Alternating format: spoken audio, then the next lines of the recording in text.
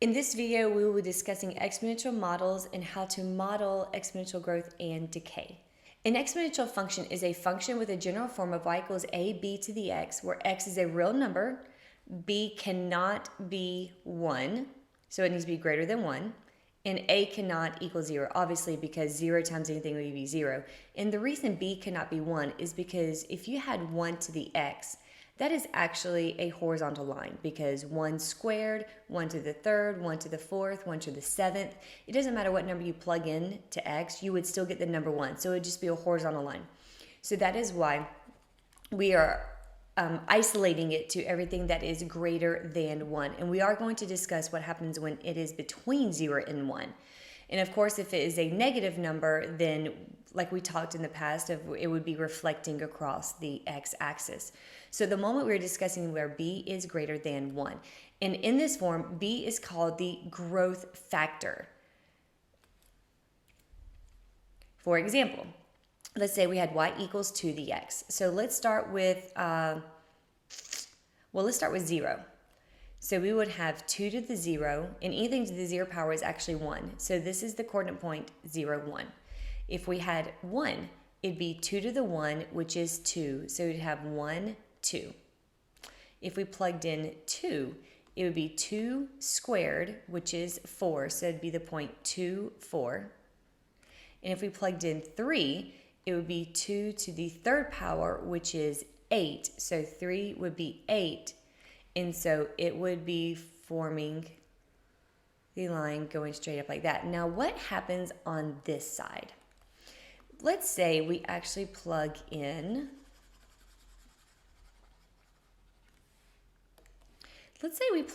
a negative 1.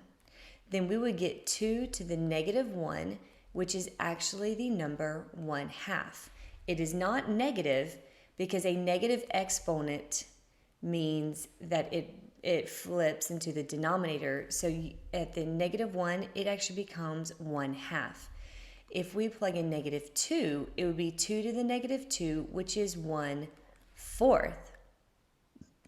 And then if we plug in negative 3, it'd be 2 to the negative 3, which is 1/8. So it's not becoming negative, it's actually becoming very small positive numbers, which is why it continues on in that direction. Well, it doesn't really go up. It just kind of goes. It actually gets very, very, very close to 0, but it never reaches 0 because you cannot have 0 in the denominator, and the numerator is always a 1. So which is what they call approaching 0, but it never actually reaches 0. Now, you actually can use this in real life. So for example, in population growth, B can represent 1 or does represent 1 plus R when you're dealing with a rate. So for example, in 2000, there were 281 million Americans and the annual rate of increase was 1.24%. Suppose the rate continues to be this, and what is the function that best describes? So we know that the original amount, the initial amount of people was 281. So do not forget, y equals a times b to the x. So I want to see if you can figure out which of these should be the correct answer. So decide now, and then I'm going to show you how to find the answer. So the first thing we know is that the initial amount of Americans was 281. So we know that A represents 281. Now we got to figure out what is B. So B is 1 plus R. Now here's the deal.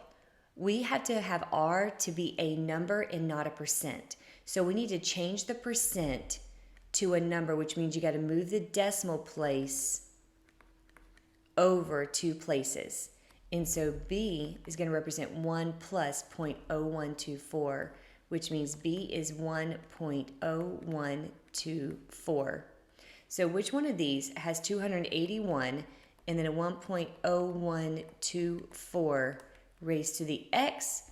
And the answer is D. Now, let's discuss exponential decay. Same formula applies, but in this case, b is in between 0 and 1, meaning it's going to be 1/2, or 2/3, or 4/7, or 99/100. Any fraction as long as does not equal 1 and it does not equal 0. And in this case, the b is called the decay factor, in which case it moves in this direction. And here is why. Let's say we want to graph 1/2 to the x. b is in between 0 and 1, so this is going to be a decay. So let's start with 0. If we plug in 0, we'll get 1/2 to the 0 power, which is 1. So we know that 0 is 1. Now if we plug in 1, we'll get 1/2 raised to the 1, which is 1/2. So at 1, it is going to be 1/2. If we use 2, it'd be 1/2 raised to the second power, which is 1/4. And if we plug in 3, it'd be 1/2 raised to the third, which is 1/8. So it is going in this direction. It looks like it's going to, sorry, I have a hard time drawing this. It looks like it is going to approach the x-axis, but it doesn't. It gets very, very close, but it never actually reaches 0. So now let's look and see what happens whenever you plug in a negative number. So if I plug in -1, I will get 1/2 raised to the -1. A negative exponent flips the number. So instead of it being 1/2, it is going to be 2/1, which is 2. So at -1, you actually get the number 2. At -2, you get 1/2 to the -2. Again, negative exponent means you flip. 2 squared is 4. So at -2, you actually get 4. So if you see the pattern that's happening, 1/2 raised to the -3 is going to be 2 to the third, which is 8. And so that is why the decay starts out big and actually is getting smaller.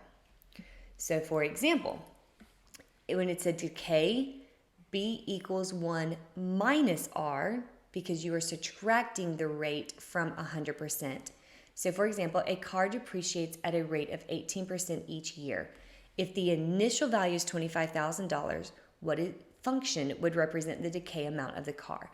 So I want you to determine which one of these you think would be the correct answer. We know it is going to be a times b to the x, and we know that the initial amount is $25,000. That represents a. Now b represents 1 minus r. We know that r is 18%, so 1 minus 18% means that you have to make it a decimal, and 1 minus 18% is 0.82. So which of these? It would be, again, the last one. So we just discussed this. So we know that a car depreciates at $25,000 times 0.82 to the x. We want to know what is the car's value 5 years later. And so this is where you're actually going to plug 5 in. So you get 25,000 times 0.82 raised to the 5th power. So this is, and the calculator will give you $9,268.50. That is a 50 cents when you round it. So if a car is $25,000, 5 years later is only going to be worth $9,268.50. So to recap, if b is greater than 1, then it is going to be an exponential growth. If b is in between 0 and 1, it is going to be a decay. So now we want to discuss of what is that decay or that growth if you are given the function. So for example, we want to know, is this a growth or is this a decay? So what you do is you look and see if b is greater than 1. Is b greater than 1? Yes. So it is a growth. So therefore, we know that b is 1 plus r. So if b is 1.075, Then R is going to represent 0.075, and now you need to turn that decimal to a fraction, which means R represents 7.5% growth of that. Now, there's a simple trick. All you have to do is just take away the 1 and move the decimal place over, and you'll get the 7.5%. So in this next one, you're first going to look and see, is this a growth or decay? So is your B bigger than 1, or is it in between 0 and 1? It is not bigger than 1, so therefore it is a decay. So we know that B is 1 minus R, so 0.97 equals 1 minus R. So basically you need to subtract. What is 1 minus 0.97? It is 0.03. That is your R. So therefore make it a percent, which means your answer is going to be, it is a 3% decay. So what you do is you just subtract the number from 1 if it's a decay, and that will give you your rate.